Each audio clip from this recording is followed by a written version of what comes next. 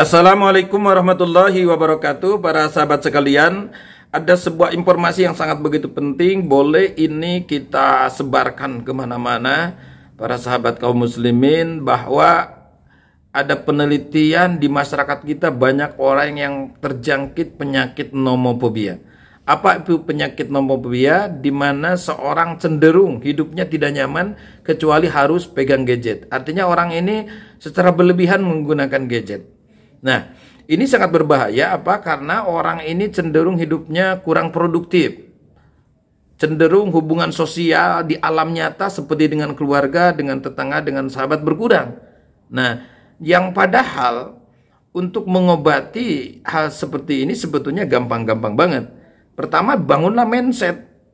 Bangunlah mindset di pemikiran orang tersebut bahwa gadget itu hanya sekedar fasilitas, hanya sekedar media, hanya sekedar pembantu untuk mendukung aktivitas kita. Ketika sudah selesai aktivitas tersebut yang memerlukan gadget itu, ya selesai. Selainnya kita hidup normal-normal saja.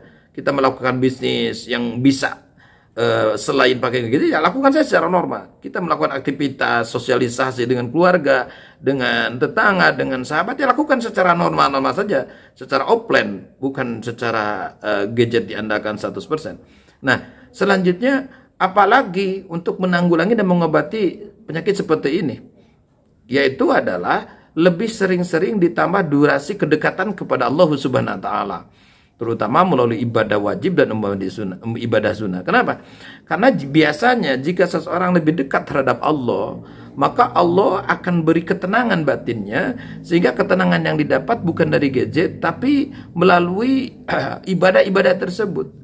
Sehingga nantinya buahnya akan menjadari bahwa sungguh di dunia ini kita hidup hanya sebentar.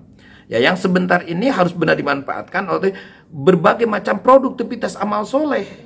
Yang mana amal soleh tersebut tidak mungkin bisa 100% dilakukan oleh fasilitas gadget. Nah, celakanya adalah jika kecenderungan hidup berlebihan menggunakan gadget, maka amal soleh tersebut akan berkurang, aktivitasnya bakal berkurang, bahkan cenderung malas-malasan. Ini sangat berbahaya, apalagi di usia-usia produktif, usia-usia muda.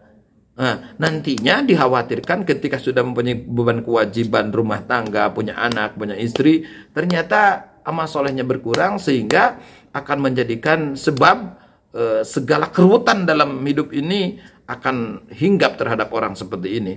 A'udzubillahi min dzalik. Jadi untuk kawan-kawan sekalian, sekali lagi mari kita introspeksi, siapa tahu ada tetangga kita atau saudara kita, bahkan mungkin kita sendiri melakukan aktivitas memakai gadget secara berlebihan.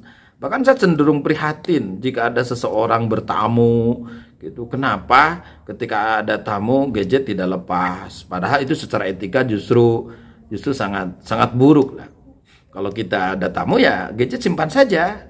Andai pun terpaksa harus angkat telepon, ada keperluan, kita secara etika adab tata keramanya harus meminta izin dulu kepada tamu yang kita hormati. Ini sebagai etika.